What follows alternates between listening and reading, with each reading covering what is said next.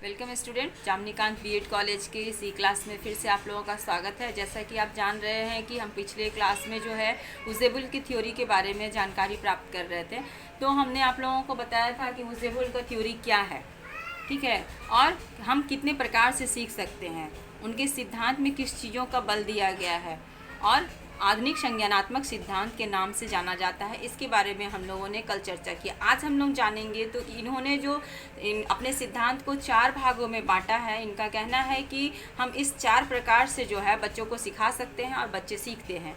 तो कैसे जो है इसको हम लोग उपयोग करेंगे अपने एजुकेशन में, और साथ ही साथ हम इनके दिए गए सिद्धांत के अनुसार किस प्रकार से बच्चे सीखते हैं उसके बारे में आज हम लोग जानेंगे।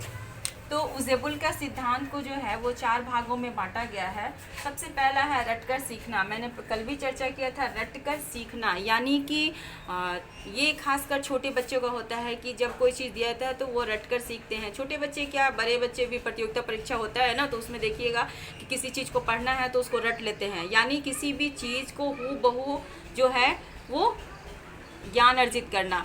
जैसे कि मान लीजिए कि उसके रीज़न नहीं जानते हैं कि इसका मतलब क्या होता है। अगर हम बच्चों को पहाड़ा देते हैं याद करने के लिए, तो पहाड़ा कहते हैं 2 दूना 4, 5 दूना 10, लेकिन ये नहीं पता होता कि 5 दूना 10 क्यों होता है। बस उनको पहाड़ा याद करना है, तो वो रट्टा मार करके याद करना, यानी रटन प्रणाली। तो रटकर इस प्रकार से भी सीखा जा सकता है। नेक्स्ट है आपका अर्थपूर्ण सीखना। अर्थपूर्ण सीखने का मतलब होता है कि मीनिंगफुल लर्निंग। हम किसी भी चीज़ को जो है वो क्या करते हैं, पूर्व ज्ञान के आधार पर जोड़ करके जो है आत्मसात करके सीखते हैं, यानी एसिमिलेशन के आधार पर जब हम सीखते हैं तो वो क्या होता है, वो मीनिंगफुल लर्निंग होता है, यानी सोच समझ करके हम लोग सीखते हैं।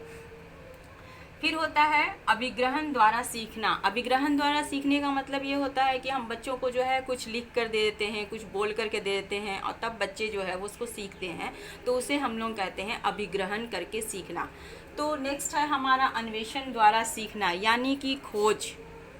कहने का मतलब कि अगर अल्फ़ाबेट का बॉक्स हम दे दें बच्चों को और उसे ये कहें कि एप्पल का सेट बनाओ, तो वो क्या करेगा, चूँकि उसको ए से लेके जेड तक की जानकारी है, A4 क्या होता है उसके बारे में जानते हैं, तो इस तरह से क्या करेंगे, वो एप्पल को जो है APPLE करके वो एक जोड़ करके बॉक्स को एक शब्द तैयार करते हैं। तो एक नए शब्द का जो है वो निखर के बाहर आता है उनके ज्ञान के माध्यम से, तो इसको कहते हैं अन्वेषण, यानी खोज प्रवृत्ति के माध्यम से कुछ नया सीखना। तो नया सीखने का मतलब होता है हम लोग अन्वेषण के द्वारा सीखना। तो बच्चे जो है इस 4 प्रकार से बच्चे सीखते हैं। पहले रटकर सीखते हैं, दूसरा जो है वो सोच समझ करके जो है वो आत्मसात करके सीखते हैं, तीसरा आप उनको बोल करके या लिख करके भी सिखा सकते हैं, चौथा आप उनको रिसर्च के माध्यम से यानी अन्वेषण के द्वारा खोज विधि से आप उसको कुछ नया सिखा सकते हैं। तो ये थोड़ा सा जो है हम लर्निंग का एक ज़रा सा चार्ट बनाया है, इसको ध्यान दीजिएगा, शायद आपका कॉन्सेप्ट और क्लियर हो जाएगा।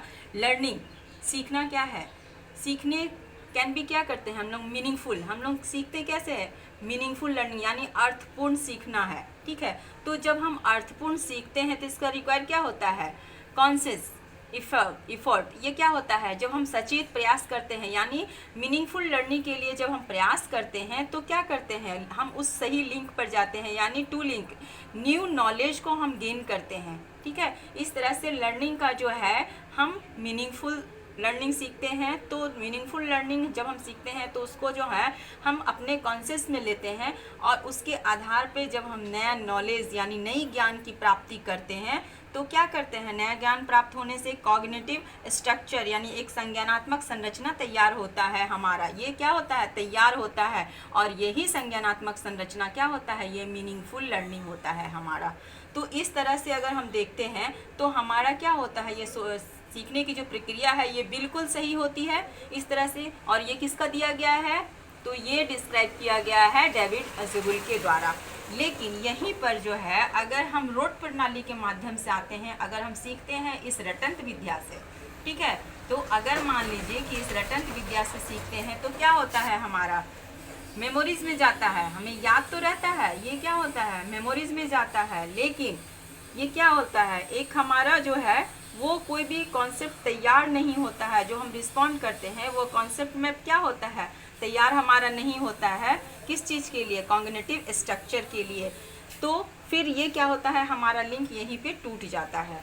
तो सिंपल हुआ, कहने का मतलब मेरा ये बताने का अर्थ ये था कि अगर हम मीनिंगफुल लर्निंग सीखते हैं तो हमारा वो क्या होता है, कॉन्शियस में रहता है, न्यू नॉलेज हम गेन करते हैं, साथ ही साथ एक न्यू कॉन्सेप्ट माइंड में जो स्ट्रक्चर हम तैयार करते हैं, संज्ञानात्मक स्ट्रक्चर तैयार करते हैं, तो वो हमारा क्या होता है, बहुत ही अच्छा होता है। इसको कहते हैं हम लोग मीनिंगफुल लर्निंग, जो कि आपका एक गोल राउंड में जाता है।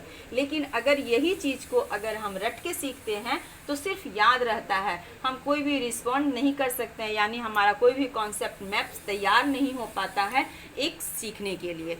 तो इस तरह से देखते हैं कि रटन प्रणाली के माध्यम से सीखना जो है वो बहुत ज़्यादा फ़ायदेमंद नहीं होता है। अगर हम मीनिंगफुल लर्निंग के माध्यम से कुछ नया सीखते हैं तो वो काफ़ी लाभदायक होता है। तो मुझे लगता है कि यूजेबल के थ्योरी में जो है अब तक मैंने जो आप लोगों को बताया वो आप लोगों को बहुत अच्छे से समझ में आ गया होगा। आज हमारा यहाँ पर समाप्त होता है मीनिंगफुल लर्निंग का जो है ये चारों पार्ट। नेक्स्ट क्लास में जो है हम आप लोगों को बताएंगे कि इसका जो है एजुकेशन में किस प्रकार से हम उपयोग कर सकते हैं अपनी शिक्षा प्रणाली में, ताकि अच्छी शिक्षा प्रदान कर सके, एक नई टूल टेक्निक के साथ में जो है बच्चों में नए डेवलपमेंट कर सके शिक्षा के क्षेत्र में।